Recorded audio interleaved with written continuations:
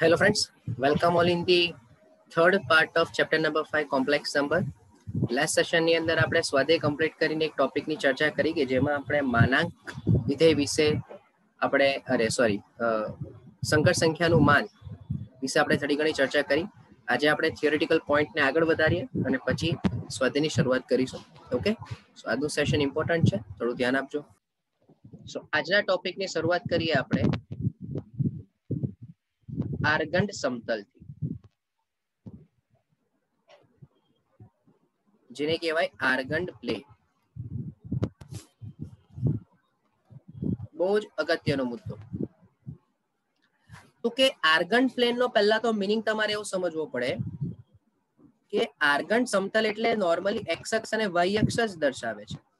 સમજો, એક્સ અક્ષ અને વાય અક્ષ જ દર્શાવે છે, પણ એક્સ અક્ષ જે હશે એ હશે રિયલ અક્ષ. શું હશે? રિયલ અક્ષ.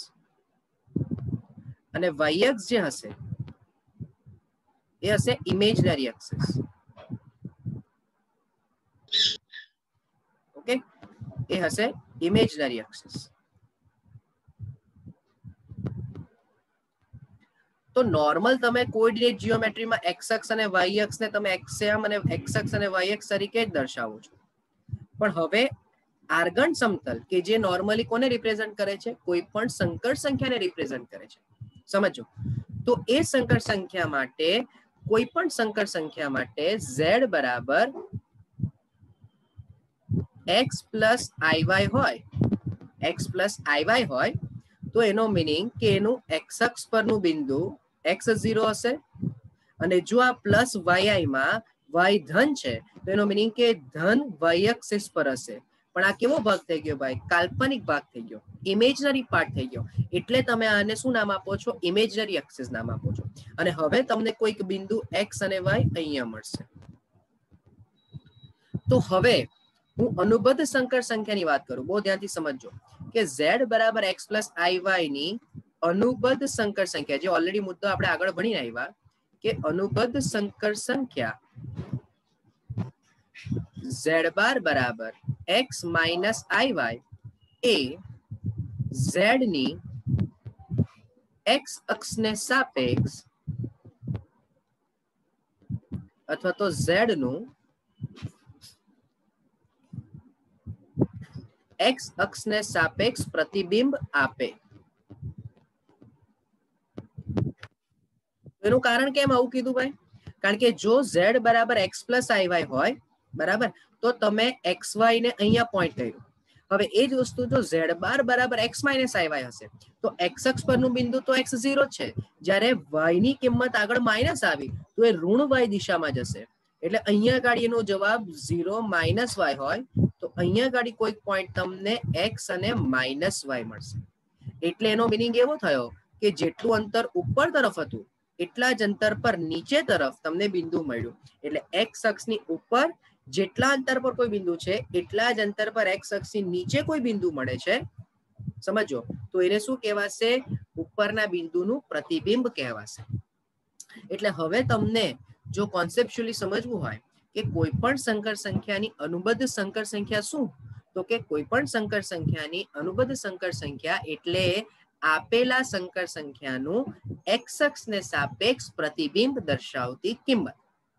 એટલે કે ધારો કે તમને z બરાબર 2 પ્લસ 3i જોઈએ છે, બહુ ધ્યાનથી સમજો, અને z બાર બરાબર 2 માઇનસ 3i મળે છે, તો હું ક્લિયરલી કહી શકીશ કે 2 3 બિંદુ અહીંયા હશે અને 2 માઇનસ 3 બિંદુ અહીંયા હશે. તો જેટલું અંતર તમારું એક્સ અક્ષથી ઉપર તરફ છે એટલું જ અંતર એક્સ અક્ષથી નીચે તરફ પણ છે તમારું. સમજો, તો શું એ વસ્તુ ખાલી જમણી બાજુ જ પોસિબલ છે? તો કે ના. કેમ ના? તો કે જો હું z બરાબર ધારો કે -2 પ્લસ 3i બોલું અને એની અનુબદ્ધ સંકર સંખ્યા -2 માઇનસ 3i બોલું, તો -2 પ્લસ 3i એટલે મને અહીંયા કશે મળશે. કારણ કે આપણને બધાને આ બેઝિક નોલેજ તો છે જ કે એક્સયામ ઋણ અને વાયયામ ધન એટલે બીજું ચરણ કહેવાય. તો -2 માઇનસ 3 કયું ચરણ થઈ જશે? ત્રીજું ચરણ થઈ જશે. તો આ કેસમાં પણ આ જે બિંદુ છે -2 3 એનું પ્રતિબિંબ તમને નીચે મળશે. જેની અનુબદ્ધ સંકર સંખ્યા દ્વારા મળશે. ઓકે, સો આ પહેલો કોન્સેપ્ટ તમે ધ્યાનમાં રાખો. બીજું જે આપણે ઓલરેડી ચર્ચા કરીને આવ્યા તે કે 0 0 થી xy નું અંતર એટલે માનાંકમાં z કહેવાય. હવે 0 0 થી xy નું અંતર એટલે માનાંકમાં z જો હું બોલતો હોઉં તો ભાઈ હવે એટલું બી ખબર પડે કે અહીંયા જે હશે આ અંતર એ શું હશે તો કે માનાંકમાં z બાર હશે. આ પણ આપણને ખબર પડે છે. અને આ બંને કેવા હશે ભાઈ? સરખા જ હશે. બરાબર. તો આ આર્ગન પ્લેન ની વાત કરી. પણ હવે જે મારે મુદ્દો સમજવાનો છે એ છે મુખ્ય કોણાંક. બહુ ધ્યાનથી સમજો. હા, મુખ્ય કોણાંક. મુખ્ય કોણાંક એટલે કહેવાય પ્રિન્સિપલ આર્ગ્યુમેન્ટ. ટૂંકમાં મુખ્ય કોણાંક એટલે શું તો કે કોઈ પણ સંકર સંખ્યાનું એક્સ અક્ષ સાથે બનાવેલો ખૂણો. તો આપણે એક એક્ઝામ્પલ લઈ લઈએ કે ભાઈ સંકર સંખ્યા, બહુ ધ્યાનથી સમજો, સંકર સંખ્યા z બરાબર x પ્લસ iy માટે બહુ અગત્યનો મુદ્દો છે ભાઈ. હા, મુખ્ય કોણાંક is one of the most important topics. હા, JEE પોઈન્ટ ઓફ વ્યૂ પણ અને તમારી Gujarat board point of view પણ કે સંકર સંખ્યા z બરાબર x પ્લસ iy માટે બહુ ધ્યાનથી સમજો. હું 4 પ્રકારના એક્ઝામ્પલ લઉં. પહેલો, સેકન્ડ, અહીં આપણે વાત કરીએ થર્ડ, અને અહીં આપણે વાત કરીએ ફોર્થ. ધારો કે x પણ ધન છે અને y પણ ધન છે. અહીંયા x ઋણ છે અને y ધન છે. અહીંયા બંને જ ઋણ છે અને અહીંયા x ધન છે અને y ઋણ છે. હવે પહેલા એટલું તમારા મગજમાં સેટ થવું જોઈએ કે જો x અને y બંને જ ધન હોય તો એનો મીનિંગ કે xy બિંદુ મને કયા ચરણમાં મળશે? પહેલા ચરણમાં મળશે. તો 0 0 થી xy નું અંતર જે મને મળ્યું આ બરાબર, આ કોઈ સંકર સંખ્યા હું બનાવું તો આ જે ખૂણો થઈ ગયો થીટા, આને કહેવાય સંકર સંખ્યાનું મુખ્ય કોણાંક એટલે કે પ્રિન્સિપલ આર્ગ્યુમેન્ટ. તો હવે ધારો કે જ્યારે તમે x ઋણ અને y ધન લો છો તો શું હશે તો કે બીજા ચરણમાં છે. એટલે અહીંયા આપણે લખી દઈએ પ્રથમ ચરણ. તો અહીંયા કાઢી હવે તમને મળશે બીજું ચરણ. ચાલો, બીજું ચરણ એટલે તમારી સંકર સંખ્યા અહીંયા કશે હશે, અહીંયા બિંદુ xy હશે. તો હવે એનો મીનિંગ કે આ આખો તમારો થીટા થઈ ગયો. સમજો, બહુ અગત્યનો મુદ્દાની વાત કરું છું. જ્યારે x ઋણ અને y ઋણ એટલે થઈ જશે ત્રીજું ચરણ. સમજો, હવે ત્રીજા ચરણની અંદર એટલે કે તમારી સંકર સંખ્યા અહીંયા કશે હશે xy આ રીતે. તો હવે તમારો જે થીટા છે, બહુ ધ્યાનથી સમજો, એ આ થશે. અને જ્યારે x ગ્રેટર ધેન 0 અને y લેસ ધેન 0 એટલે જે ચોથું ચરણ, તો એનો મીનિંગ કે અહીંયા કશે સંકર સંખ્યા હોય, એનો મીનિંગ કે આ તમારો થીટા થઈ જાય. તો સર હવે આવું કેમ, મને સમજ નહીં પડી. તો એનું કારણ તમને સમજાવો, બહુ ધ્યાનથી સમજો.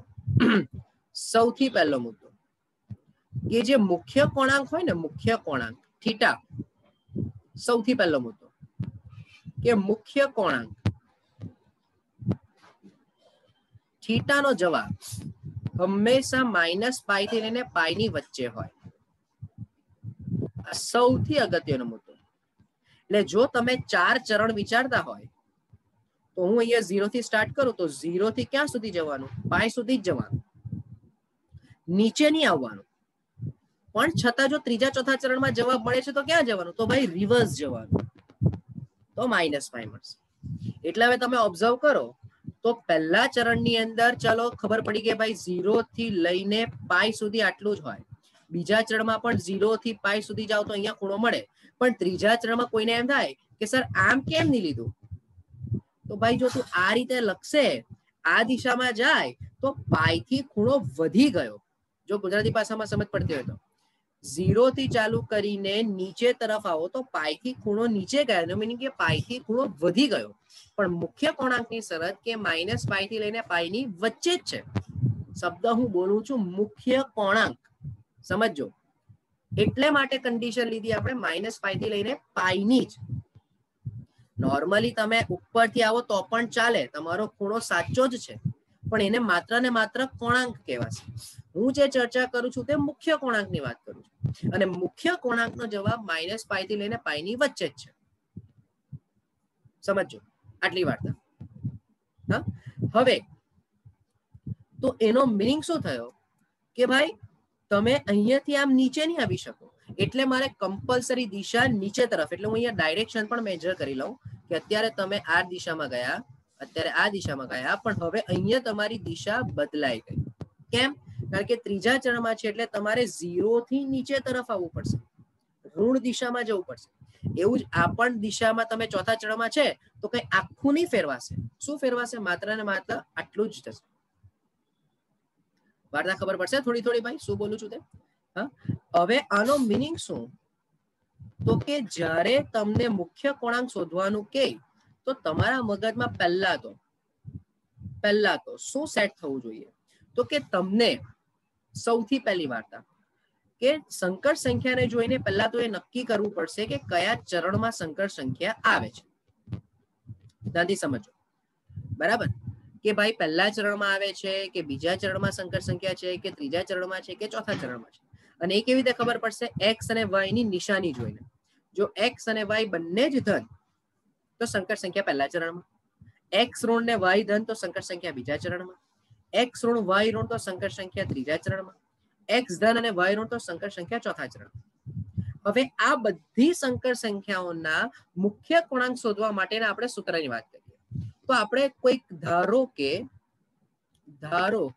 બહુ ધ્યાનથી સમજો, કોઈક આલ્ફા belongs to 0 થી પાઈ બાય 2 માટે, 0 થી પાઈ બાય 2 માટે બહુ ધ્યાનથી સમજો. હા, પહેલી શરત, જો x greater than 0 y greater than 0 તો મુખ્ય કોણાંક થીટા બરાબર આલ્ફા. મુખ્ય કોણાંક થીટા બરાબર આલ્ફા. એટલે કે ભાઈ એક્સ ધન અને વાય ધન એટલે સંકર સંખ્યા પહેલા ચરણમાં છે, અને તમને પહેલું ચરણ એટલે એવું ખબર હોય કે 0 થી લઈને ક્યાં સુધી? તો કે પાઈ બાય 2 સુધી. આ પહેલું ચરણ થઈ ગયું. 0 થી પાઈ બાય 2, 0 થી પાઈ બાય 2, 0 થી પાઈ બાય 2. બરાબર? તમે જે આલ્ફા ધાર્યો છે એ આલ્ફા હંમેશા કયા ચરણમાં હશે? પહેલા ચરણમાં જ હશે. હવે એ પણ કહું કે આ આલ્ફા શું છે એ પણ હું સમજાવું. 2 મિનિટ શાંતિ રાખજો, ધ્યાનથી સમજો. આલ્ફા શું છે એ પણ હું સમજાવું તમને. અત્યારે જે મારે વાત કરવી છે એ કરવી છે કે જો મારી સંકર સંખ્યા પહેલા ચરણમાં છે તો જે થીટા હશે એ જ આલ્ફા હશે, એટલે મને કોઈ પ્રોબ્લેમ નથી. બીજું, જો મારી સંકર સંખ્યા x લેસ ધેન 0 અને y ગ્રેટર ધેન 0 એટલે કે જો સંકર સંખ્યા બીજા ચરણમાં હશે તો થીટા બરાબર પાઈ માઇનસ આલ્ફા હશે. ત્રીજું, જો x લેસ ધેન 0 અને y લેસ ધેન 0 હશે તો થીટા બરાબર માઇનસ પાઈ પ્લસ આલ્ફા હશે. અને જો ચોથું ચરણ હશે એટલે કે x ગ્રેટર ધેન 0 અને y લેસ ધેન 0 તો થીટા બરાબર માઇનસ આલ્ફા. પણ તું આ બધું આલ્ફા આલ્ફા બોલે છે, પણ આલ્ફા છે શું? તો જો અહીંયા ધ્યાન, હે, તો એને માટે હું એમ કહું કે આપણે તો પહેલા જ ચરણમાં લેવું છે, અને આ ધારો કે આલ્ફા હોય તો બોલો આ તમને ત્રિકોણ મળ્યો ભાઈ, કાટકોણ ત્રિકોણ. અચ્છા, આટલું અંતર y કહેવાય ને આટલું અંતર x કહેવાય, તો મને જરા વિચારીને કહેજો tan આલ્ફા શું કહેવાય? tan આલ્ફા, tan આલ્ફા એટલે સામેની બાજુના છેદમાં પાસેની બાજુ, એટલે કે y બાય x. બરાબર? તો tan આલ્ફા બરાબર શું હશે? y બાય x હશે. પણ જેમ તમે બોલ્યા કે tan અને આલ્ફા કમ્પલસરી 0 થી પાઈ બાય 2 માં જ હોય, મારા માટે જવાબ આવી જશે માનાંકમાં y બાય x. આ રીતે. હવે જો સંકર સંખ્યા પહેલા ચરણમાં છે, બહુ ધ્યાનથી સમજો, જો સંકર સંખ્યા પહેલા ચરણમાં છે તો જેટલો ખૂણો આલ્ફા બન્યો એટલો જ ખૂણો થીટા બનશે. જેટલો ખૂણો આલ્ફા બન્યો એટલો જ ખૂણો થીટા બનશે.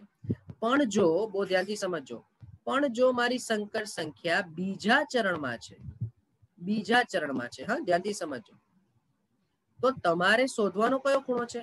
આટલો આખો ખૂણો શોધવાનો છે. બરાબર છે? સમજો આ આપણે હું ગ્રીન લાઈન થી જે કરું છું તે મારે શોધવો છે થીટા. પણ નિયમ પ્રમાણે આપણે શોધીશું આલ્ફા. હવે આલ્ફા ક્યાં હશે? તો આલ્ફા અહીંયા કશે હશે. આટલો ખૂણો બનશે આલ્ફા. કેમ? કારણ કે હું તો પહેલા ચરણમાં જ લઈશ. એટલે આના સંદર્ભમાં થોડું મગજ ખુલ્લું રાખજો. આના સંદર્ભમાં અહીંયા મને કોઈ કિંમત મળશે એક્સ ડેશ અને વાય. એટલે હવે હું શોધીશ આલ્ફા. મને જોઈએ છે આખો થીટા. બરાબર? મને જોઈએ છે થીટા. હું શોધીશ આલ્ફા. હવે હું એમ કહું કે આ આખો ખૂણો કેટલો કહેવાય? તો કે પાઈ કહેવાય. બરાબર છે? તો હું એમ કહું કે જો આ આલ્ફા હોય તો ત્રિકોણના નિયમ પ્રમાણે, ભૂમિતિના નિયમ પ્રમાણે તમે જે ભણીને આવ્યા, તો આ પણ આલ્ફા જ કહેવાય. કારણ જો સમજાવું કેમ એવું ધ્યાનથી સમજજો. હા, એક જ મિનિટ. એ પણ હું કહું કે કેમ એવું થશે તે. ચાલો ભૂલી જાઓ. તમે શોધો છો અહીંયા કશે એક્સ ડેશ અને વાય. તો તમને એવું ખબર પડે છે કે આ લંબાઈ તો બંને બાજુ સરખી જ રહેવાની, રાઈટ? અચ્છા, આ લંબાઈ, આ જે લંબાઈ હું એરો કરું છું તે, આ લંબાઈ અને આ લંબાઈ પણ સરખી, આ લંબાઈ અને આ લંબાઈ પણ સરખી. તો કમ્પલસરી આ બંને ખૂણા સરખા જ થવાના કે નહીં? અને આપણને જે જોઈએ છે તે કોણ જોઈએ છે? તો કે મને આખો ખૂણો થીટા જોઈએ છે. તો શું હું એવું લખી શકું? ભાઈ જરા સમજો કે આખો ખૂણો થીટા પાઈ બરાબર આટલો ખૂણો થીટા વત્તા આલ્ફા. તો થીટા બરાબર પાઈ માઇનસ આલ્ફા.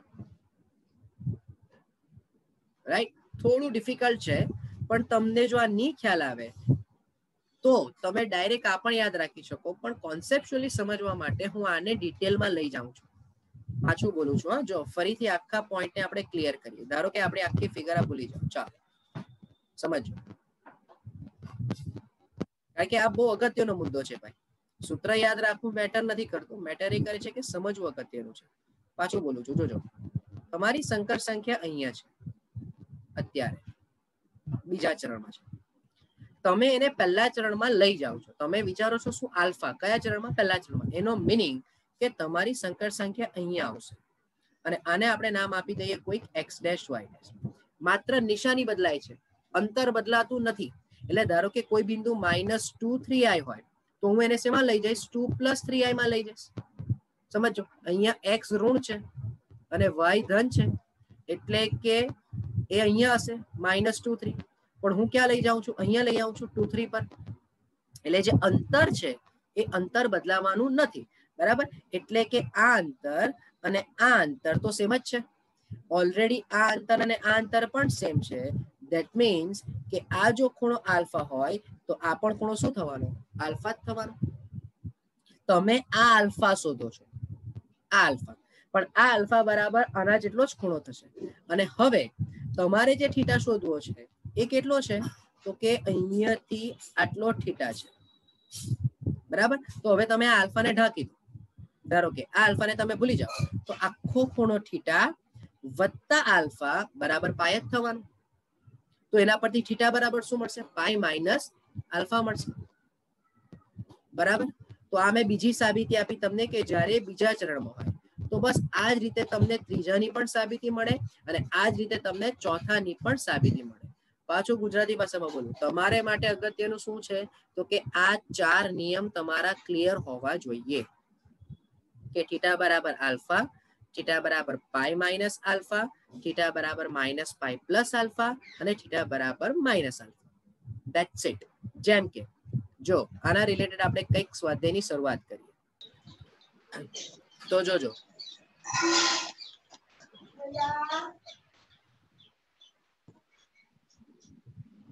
તમારે જે શોધવું છે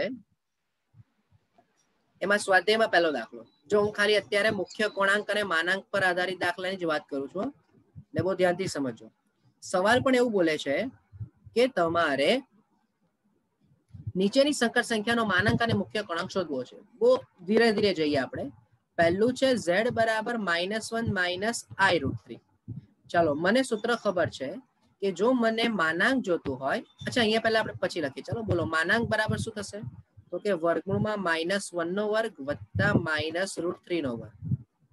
તો એનો મિનિંગ કે આ થઈ ગયું વર્ગમૂળમાં 1 વત્તા 3. એનો મિનિંગ કે વર્ગમૂળમાં 4. ધેટ મીન્સ કે માનાંકમાં z બરાબર 2 થઈ ગયું. ચાલો ધ્યાનથી સમજો. હવે અહીં બોલો, તમે જો આને x પ્લસ iy સાથે સરખાવો તો x બરાબર મળશે -1 અને y બરાબર મળશે -√3. તો ટૂંકમાં તમને એવું ખબર પડી કે x નો જવાબ <0 છે ને y નો પણ જવાબ <0 જ છે. એનો મિનિંગ કે તમારી સંકર સંખ્યા કયા ચરણમાં છે? ત્રીજા ચરણમાં છે. એટલે હવે જો હું આને ડિટેલમાં લઈ જાઉં તો તમારી જે સંકર સંખ્યા હશે, જસ્ટ અ મિનિટ,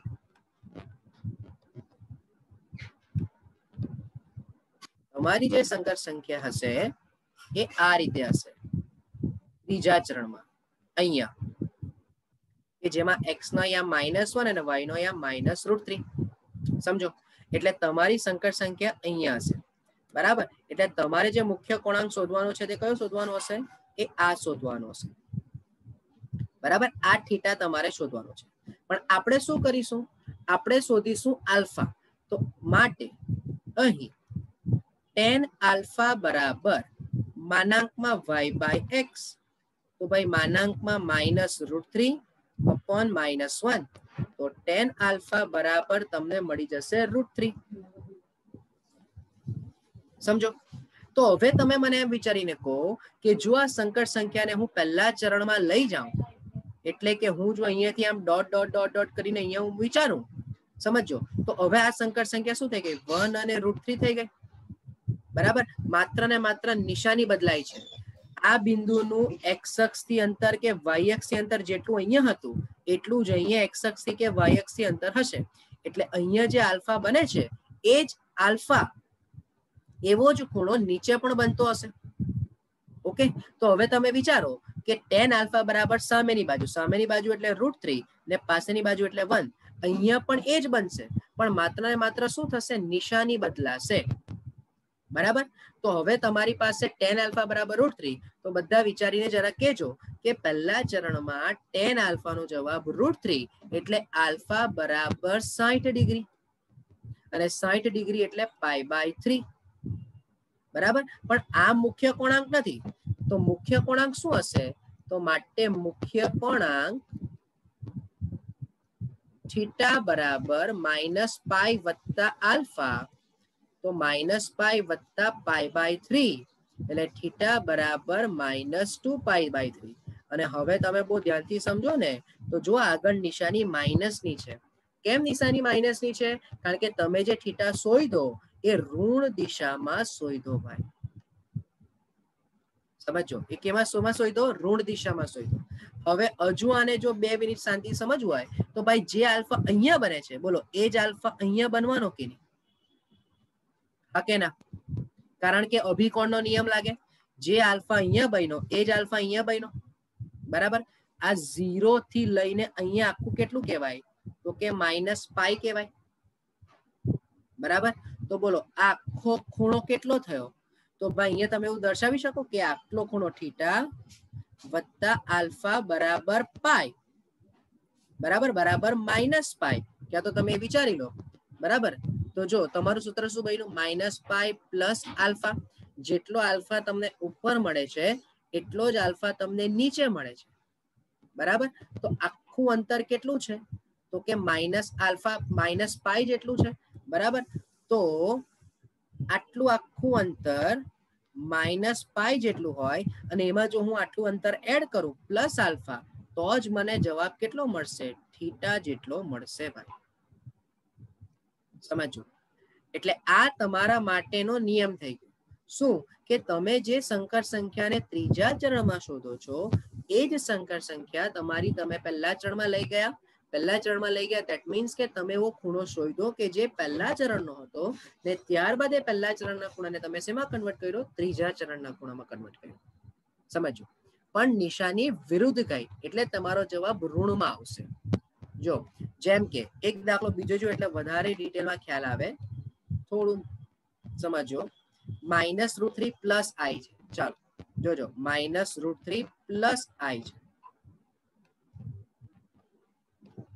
એટલે કે નંબર 2 z બરાબર -√3 પ્લસ i. તો અહીંયા તો પહેલા આપણે માનાંક શોધી લઈએ. તો માનાંકમાં z બરાબર, આ તો ક્લિયર જ છે કે √3 નો વર્ગ વત્તા 1 નો વર્ગ એટલે કે 3 વત્તા 1 બરાબર 2 થઈ ગયું. ચાલો અહીં આને તમે x પ્લસ iy સાથે સરખાવો તો x બરાબર -√3 અને y બરાબર 1. તો એનો મીનિંગ કે x લેસ ધેન 0 અને y ગ્રેટર ધેન 0. બોલો કયું ચરણ કહેવાશે? બીજું ચરણ કહેવાશે. ઓકે, અને જો આ બીજું ચરણ હોય તો એનો મીનિંગ કે tan આલ્ફા બરાબર માનાંકમાં y બાય x માનાંકમાં 1 બાય -√3. તો એનો મીનિંગ કે tan આલ્ફા બરાબર 1/√3. આપણને બધાને જ ખબર છે કે આલ્ફા બરાબર 30 ડિગ્રી થાય જો હું પહેલા ચરણમાં લઈ જાઉં તો. પણ આપણે એવું ભણ્યા કે આ તો સંકર સંખ્યા બીજા ચરણમાં છે. અહીંયા કશે હશે -√3 અને 1 બરાબર, પણ તમે જે આલ્ફા શોધ્યો એ તો આ શોધ્યો કે √3 અને 1. તો આ જે ખૂણો બન્યો તે તમે આલ્ફા શોધ્યો, તમારે શોધવો છે આ થીટા. તો જો આલ્ફા હશે તો આ પણ આલ્ફા હોય. ધેટ મીન્સ કે થીટા પ્લસ આલ્ફા બરાબર પાઈ. તો એમાં થીટા બરાબર પાઈ માઇનસ આલ્ફા, તો થીટા બરાબર પાઈ માઇનસ પાઈ બાય 6. એટલે ફાઇનલ જવાબ તમારો થીટા બરાબર 5 પાઈ બાય 6 થશે. એટલે કે હવે તમારી જે સંકર સંખ્યા આ થીટા આખો છે, સોરી, બરાબર. એટલે ટૂંકમાં હવે તમારી જે સંકર સંખ્યા હશે એ અહીંયા જો હોય -√3 અને 1, તો આટલો આખો જે ખૂણો બન્યો એ કેટલો હશે? 5 પાઈ બાય 6 જેટલો હશે. પણ તમે ઉપયોગ કોનો કર્યો ભાઈ? પહેલા આલ્ફાનો કર્યો અને એ આલ્ફા પરથી તમે થીટાને શોધી લાવ્યા. ઓકે, હા, એક પોઈન્ટ ખાલી કહી દઉં તમને જે આપણે ડિસ્કસ કરવાનો રહી ગયો, એ કે મુખ્ય કોણાંકને તમે આર્ગ્યુમેન્ટ ઓફ z એના વડે દર્શાવશો. જો અહીંયા હું લખી દઉં વચ્ચે કે મુખ્ય કોણાંક થીટા બરાબર આર્ગ્યુમેન્ટ ઓફ z, આવું પણ લખી શકાય. ઓકે, સો હોપ કે આ પોઈન્ટ બધાને ક્લિયર થયો હોય. બરાબર, કશું જ નહીં યાદ રહે, કશું જ નહીં ખ્યાલ આવે તો માત્ર ને માત્ર આટલા 4 પોઈન્ટને તમારે માઇન્ડમાં સેટ રાખવા પડશે. ઓકે, અને આ બધું ત્રિકોણમિતિના જીઓમેટ્રીના કોન્સેપ્ટ પરથી આવશે. ક્યાં ત્રિકોણ બને છે, કયા કેટલો એંગલ બને છે, અભિકોણ શું છે, બરાબર ને ત્રિકોણની અસમતા પરથી બે ખૂણા સમાન કેવી રીતે બને એટલું તમારા માઇન્ડમાં સેટ હોવું જોઈએ. ઓકે, સો નેક્સ્ટ સેશનની અંદર આને જ આગળ કન્ટિન્યુ કરીને નવા પોઈન્ટની ચર્ચા કરીશું. Okay, thank you from